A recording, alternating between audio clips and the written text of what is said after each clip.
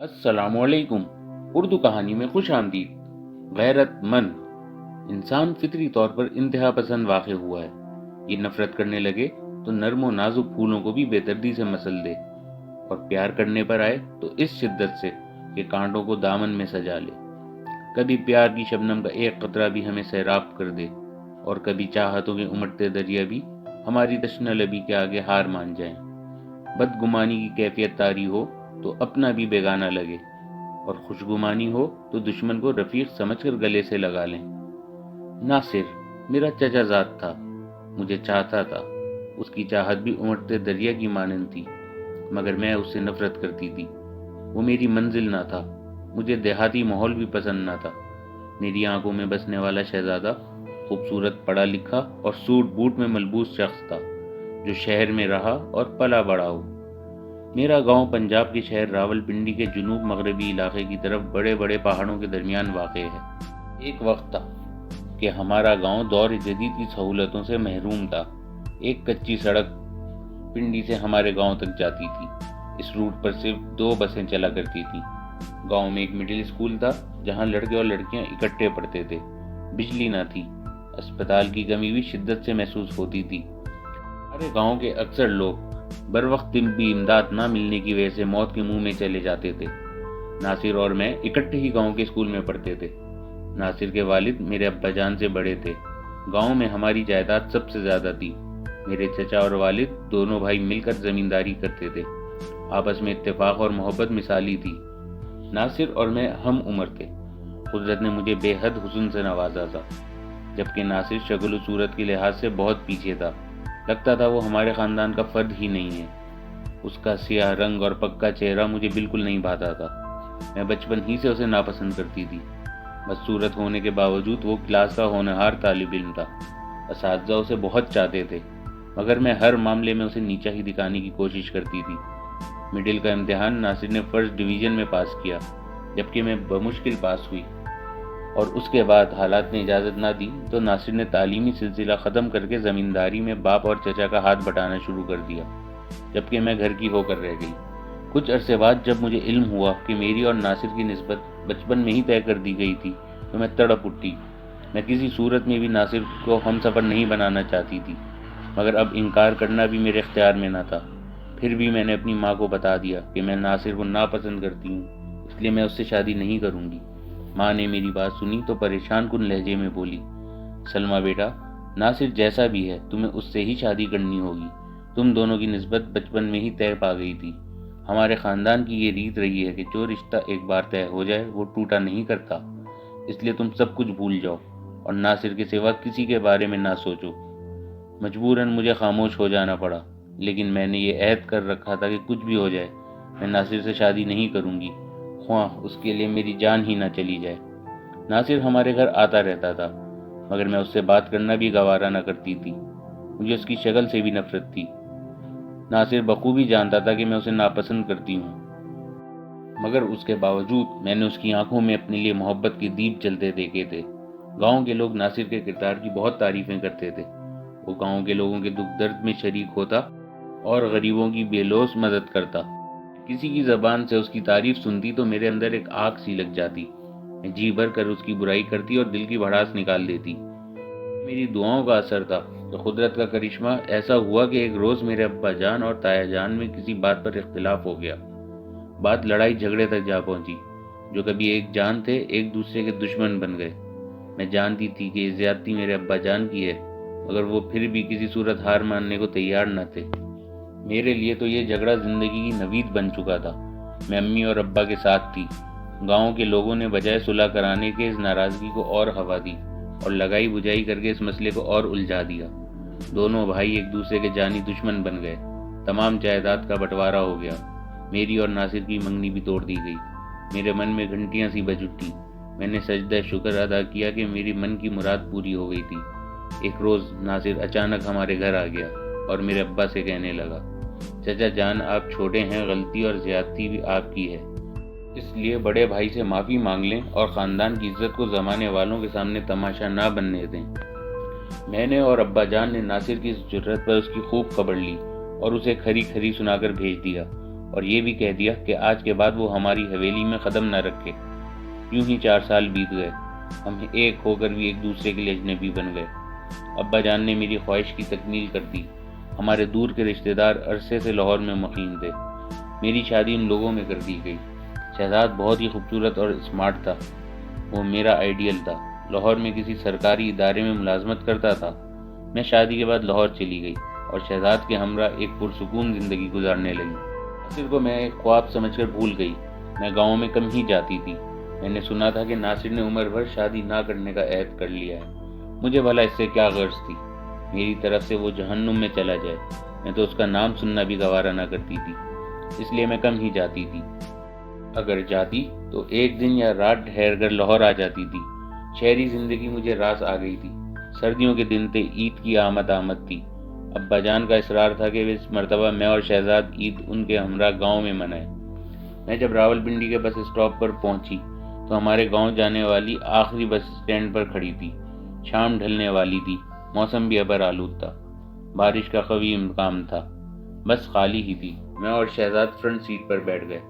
آہستہ آہستہ مسافر آتے گئے۔ بس جب چلی تو اس میں دل دھڑنے کو جگہ نہ ملی۔ بس میں مسافروں میں واحد میں ہی عورت تھی۔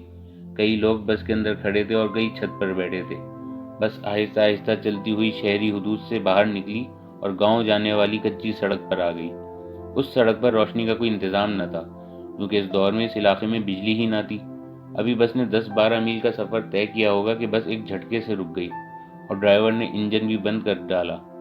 شہزاد نے تجسس بھری نظروں سے ڈرائیور کی طرف دیکھا کہ اس نے گاڑی کیوں بند کر دی۔ اتنے میں ایک مضبوط اور لمبے قد کا شخص چہرہ نقاب میں چھپائے ڈرائیور کے پیچھے والی سیٹ سے اٹھ کھڑا ہوا۔ اس کے ہاتھ میں ریوالور لہرا رہا تھا۔ وہ بہت ہی غضبناک لہجے میں بولا، خبردار، اگر تم میں سے کسی نے ہلنے یا گڑبڑ کرنے کی کوشش کی تو بھون کر رکھ دوں گا۔ بس میں سناٹا چھا گیا۔ تمام مسافر سہم گئے اور آنے والے برے وقت کا انتظار کرنے لگے۔ کچھ ہی دیر بعد اس نقاب پوش نے چہرے سے نقاب اتارا اور کہنے لگا، تم لوگ مجھے پہچان گئے ہوگے، اگر نہیں تو بتا دوں کہ میں جہانی ڈکیت ہوں۔ سناٹا اور بھی گہرا ہو گیا۔ تمام مسافر اس کا نام سن کر خوف زدہ ہو گئے۔ میں پہلی بار جہانی ڈکیت کو دیکھ رہی تھی۔ میں نے اس کے بارے میں بہت کچھ سن رکھا تھا۔ لوگ اس سے خوف کھاتے تھے۔ وہ کئی کیسوں میں پولیس کو مطلوب تھا۔ اس کی گرفتاری پر انعام بھی مقرر تھا، مگر پولیس اس کے باوجود اسے گرفتار کرنے میں ناکام ہو چکی تھی۔ کچھ لوگ کہتے تھے کہ جہانی خود بھی بڑا مظلوم ہے، اسے حالات نے اس مقام پر پہنچایا ہے۔ گاؤں کے زمیندار نے اس کی بہن کو بے آبرو کیا تھا۔ وہ زمیندار کا مزارع تھا، اس کا ہر ستم سہتا تھا، مگر وہ یہ ظلم برداشت نہ کر سکا اور اس گاؤں کے زمیندار کو قتل کر کے فرار ہو گیا اور پھر ڈاکو بن گیا۔ جبکہ کچھ کہتے تھے کہ جہانی بچپن میں ہی اغوا ہو گیا تھا۔ کچھ کہتے تھے کہ اس کا باپ بھی ڈاکو تھا اور یہ سب کچھ اسے ورثے میں ملا ہے۔ نہ جانے اس میں حقیقت کیا تھی، مگر اس وقت ہم ان سب باتوں سے کوئی غرض نہ تھی، بلکہ ہر ایک کو اپنی اپنی جان بچانے کی فکر پڑی تھی۔ چند ہمیں اس نے پوری بس کے مسافروں کا جائزہ لیا اور پھر وہ میری طرف بڑھا اور میرا ہاتھ برقعے میں سے کھینچ کر پکڑ لیا اور ہنسنے لگا، چلو میرے ساتھ۔ شہزاد بھلا یہ کیسے برداشت کر سکتا تھا کہ کوئی اس کی آنکھوں کے سامنے اس کی عزت پر ہاتھ رکھ ڈالے۔ وہ شہری بابو ہونے کے باوجود اپنی سیٹ سے اٹھ کھڑا ہوا اور جہانی سے الجھ پڑا۔ ذلیل انسان، شرم نہیں آتی تمہیں؟ کیا تمہارے گھر میں تمہاری ماں بہنیں نہیں ہیں؟ یہ کہہ کر شہزاد نے میرا ہاتھ جہانی کی گرفت سے آزاد کرا لیا۔ میں نے جہانی کو برا بھلا کہنا شروع کر دیا۔ غصے میں میرا جسم تھر تھر کانپ رہا تھا، مگر جہانی پر کسی بات کا اثر نہ ہو رہا تھا۔ اس نے پھر میرا بازو پکڑ لیا۔ شہزاد کا غصہ آسمان کو چھونے لگا۔ اس نے ایک بھرپور تھپڑ جہانی کے چہرے پر جڑ دیا، جس کی آواز تمام مسافروں نے سنی۔ جہانی کی برداشت کی حد ختم ہو گئی۔ اس نے میرا بازو چھوڑ دیا اور شہزاد کو گھسیٹ کر بس سے باہر لے گیا اور اسے بے دردی سے مارنے لگا۔ میں نے کافی شور مچایا، مگر کسی نے بھی میری آہ و فریاد نہ سنی۔ سب انجان بن کر ایک انسان کی بے بسی اور ایک درندے کے وحشیانہ پن کا تماشا دیکھتے رہے۔ شہزاد جہانی کی مار کھا کھا کر بے ہوش ہو کر زمین پر گر پڑا۔ جہانی پھر بس کے اندر آ گیا اور مجھے گھسیٹتا ہوا باہر لے گیا۔ میں نے بہت واویلا کیا، مگر کوئی بھی میری مدد کو نہ آیا۔ سب بزدل تماشائی بنے بیٹھے رہے۔ میں نے روتے ہوئے جہانی کو خدا اور رسول کے واسطے دیے اور کہا میں اس کی بیٹیوں کی طرح ہوں، وہ مجھ پر رحم کرے اور مجھے چھوڑ دے۔ مگر جہانی پر میری آہوزاری کا کوئی اثر نہ ہوا، اس کا تو ضمیر ہی مر چکا تھا۔ مسافروں میں سے کسی میں اتنی ہمت اور جرت نہ تھی کہ آگے بڑھ کر جہانی کا راستہ روکتا یا اس ظلم اور زیادتی کے خلاف سینہ تان کر کھڑا ہو جاتا۔ سب کے سب بس کی کھڑکیوں میں سے ایک مجبور اور بے بس عورت کا تماشا دیکھ رہے تھے۔ جہانی مجھے لے کر آگے بڑھنے لگا۔ میں نے مزاحمت کی اور اسے کوسنے لگی، مگر میری مزاحمت نے جہانی کے غصے کو اور ہوا دی۔ اس نے میرے شہزاد پر گولیاں برسا کر میری آنکھوں کے سامنے ہی مار ڈالا۔ میں لمحوں میں ہی بیوہ ہو گئی۔ میں شہزاد کی لاش سے لپٹ کر رونا چاہتی تھی، مگر جہانی نے مجھے ایسا بھی نہ کرنے دیا۔ وہ مجھے گھسیٹ کر آگے لے گیا اور پھر ایک جگہ رک کر بس کے مسافروں کو مخاطب کر کے کہنے لگا، میں اس لڑکی کو لے جا رہا ہوں، اگر کسی مائی کے لال میں ہمت ہے تو آ کر اسے بچا لے۔ میرا نام جہانی ڈکیت ہے اور جہانی نے کبھی ہارنا نہیں سیکھا۔ یہ کہہ کر جہانی پلٹا۔ میرا ہاتھ اس کی مضبوط گرفت میں تھا۔ چلا رہی تھی اور حسرت بھری نگاہوں سے مسافروں کی طرف دیکھ رہی تھی کہ شاید کوئی غیرت مند مجھے بچا لے۔ میرے لبوں سے آہیں اور دعائیں ایک ساتھ نکل رہی تھیں، اے پروردگار، اے رب ذوالجلال، میری مدد فرما۔ شاید وہ دعا کی قبولیت کا لمحہ تھا۔ خدا نے میری سن لی تھی۔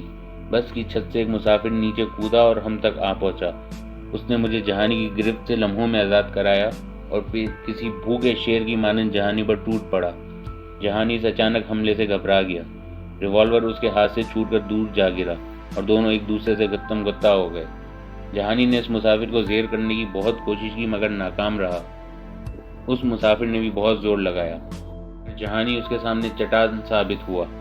اس مسافر نے اپنی شلوار کے نیفے سے خنجر نکالا اور جہانی پر پل پڑا۔ دیکھتے ہی دیکھتے اس نے جہانی کے جسم میں کئی سوراخ کر ڈالے۔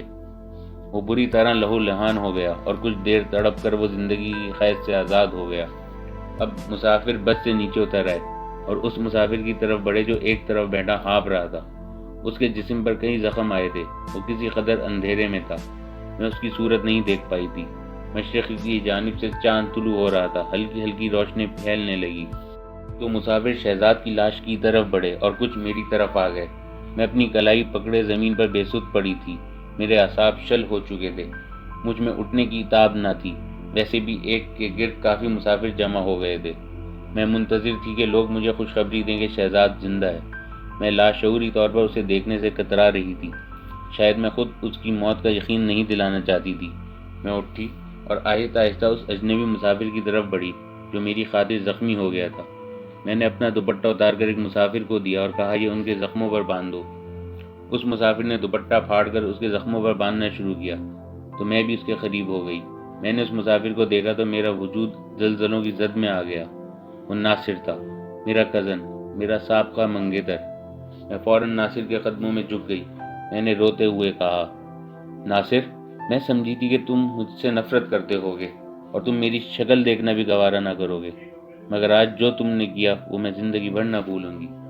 ناصر نے میری طرف دیکھا اور کراتے ہوئے بولا، سلمیٰ، عزتیں سب کی سانجھی ہوتی ہیں۔ یقین کرنا سلمیٰ، مجھے قطعی یہ معلوم نہیں تھا کہ جہانی کا شکار ہونے والی لڑکی کون ہے۔ یہ تو مجھے اب پتہ چلا ہے کہ وہ تم ہو۔ سلمیٰ، شاید قدرت کو ہمارا ملنا منظور نہ تھا۔ میں قدرت کے اس فیصلے پر شاکر ہوں۔ تمہاری جگہ کوئی لڑکی بھی ہوتی تو تب بھی میں وہی کرتا جو اب کیا ہے۔ مجھے اس بات کا افسوس ہے کہ میں تمہارے خاوند کو نہیں بچا سکا۔ شاید تمہاری قسمت میں یہی لکھا تھا۔ یہ کہہ کر ناصر نے میرے سر پر ہاتھ رکھ دیا۔ میری آنکھوں سے تشکر کے آنسو بہہ نکلے۔ وہ میرا ہاتھ پکڑ کر شہزاد کے پاس لے آیا اور تب میں وہ خوفناک منظر دیکھنے پر مجبور ہو گئی جس سے میں آنکھیں چرا رہی تھی۔ شہزاد لہو لہان تھا اور اس کی ویران آنکھوں میں جیسے تشکر بھرا ہوا تھا۔ مجھے یوں لگا جیسے وہ ناصر کے شکر گزار ہوں کہ اس نے ان کی عزت لٹنے سے بچا لی۔ مجھے رہ رہ کر اپنی سوچ پر افسوس ہو رہا تھا کہ میں زندگی بھر ناصر کی بدصورتی کی وجہ سے اس سے نفرت کرتی رہی۔ میں نے اس کے کردار کی خوبصورتی پر توجہ نہ دی۔ آج مجھے پتہ چلا تھا کہ گاؤں کے سبھی لوگ اس کی تعریفیں کیوں کرتے تھے۔ وہ واقعی قابل تعریف تھا۔ ناصر پر مقدمہ چلا مگر جلد ہی اسے نہ صرف بری کر دیا گیا بلکہ تعریفی اسناد اور انعام سے بھی نوازا گیا۔ جب ان حالات کا علم میرے والدین کو ہوا تو ان کے سر بھی ناصر کی عظمت کے سامنے جھک گئے۔ میرے ابا جان نے ناصر کے والد سے معافی مانگ لی۔ برسوں بعد بھائیوں میں خود بخود صلح ہو گئی۔ کچھ عرصے بعد میرے والدین نے خود چاہا کہ میری اور ناصر کی شادی کر دی جائے۔ جب مجھے اور ناصر کو والدین کے فیصلے کا علم ہوا تو ہم دونوں نے ان کا یہ فیصلہ ماننے سے انکار کر دیا، اس لیے کہ میں اس ناصر کو اپنا بھائی بنا چکی تھی۔ میں اس فخر میں رہنا چاہتی تھی کہ میں غیرت مند بھائی کی بہن ہوں۔ میرا کوئی بھائی جو نہیں تھا۔ اسی طرح کی مزید کہانیاں سننے کے لیے ہمارا چینل اردو کہانی سبسکرائب کرنا نہ بھولیں، اور اگر آپ کو یہ ویڈیو پسند آئی تو اس کو لائک ضرور کریں۔ شکریہ۔